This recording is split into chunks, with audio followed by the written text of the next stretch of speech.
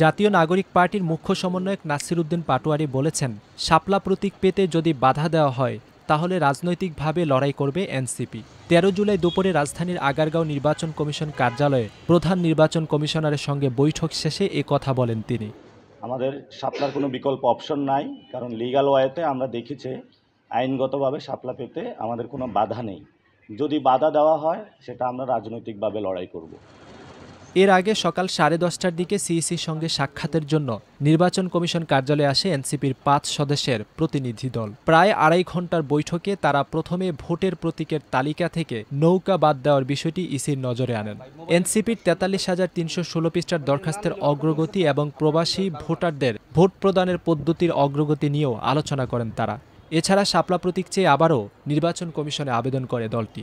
নির্বাচন কমিশনকে ব্যাখ্যাগুলো জানিয়েছি এবং স্পষ্ট করেছি যে আইনগত এটার কোনো বাধা শাপলাকে নির্বাচনী প্রতীক হিসাবে রাখার ক্ষেত্রে নাই।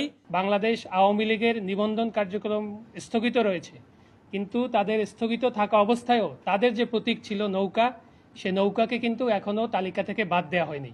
এছাড়া আমরা প্রবাসী যে ভোটার তারা কিভাবে ভোট দিবেন, যে ৩টি পদ্ধতি নিয়ে আলোচনা হচ্ছে সেটির অগ্রগতি কী, সেটির ব্যাপারে আমরা জানতে চেয়েছি এবং সেখানেও নির্বাচন কমিশন আমাদেরকে এই বিষয়গুলোতে আপডেট দিয়েছেন। ২২ জুন দলের নিবন্ধন আবেদনের সময় দলীয় প্রতীক হিসাবে শাপলাকে পছন্দের শীর্ষে রেখেছিল এনসিপি। ১০ জুলাই ইসির ৮ম কমিশন বৈঠক শেষে নির্বাচন কমিশনার ব্রিগেডিয়ার অবসরপ্রাপ্ত জেনারেল আবুল ফজল মোহাম্মদ সানাউল্লাহ জানিয়েছিলেন, এনসিপি ও নাগরিক ঐক্য দুটি দলেই শাপলা প্রতীক চেয়ে আবেদন করায় শাপলাকে তালিকাভুক্ত করেনি নির্বাচন কমিশন। নির্বাচন কমিশন সবকিছু বিবেচনা করে শাপলা তালিকাভুক্ত করে নাই। জাতীয় সংসদ নির্বাচন পরিচালনা বিধিমালা সংশোধনের লক্ষ্যে প্রতীকের তফসিলে শাপলা ছাড়াই ১১৫টি প্রতীক সংরক্ষণের সিদ্ধান্ত নিয়েছে নির্বাচন কমিশন। ইসির এমন সিদ্ধান্তের সমালোচনা করেছে এনসিপি। সংরক্ষিত প্রতীকগুলো ৫০টি নিবন্ধিত দল, স্বতন্ত্র প্রার্থী ও অন্যান্য নতুন দলকে বরাদ্দ দেওয়া হবে।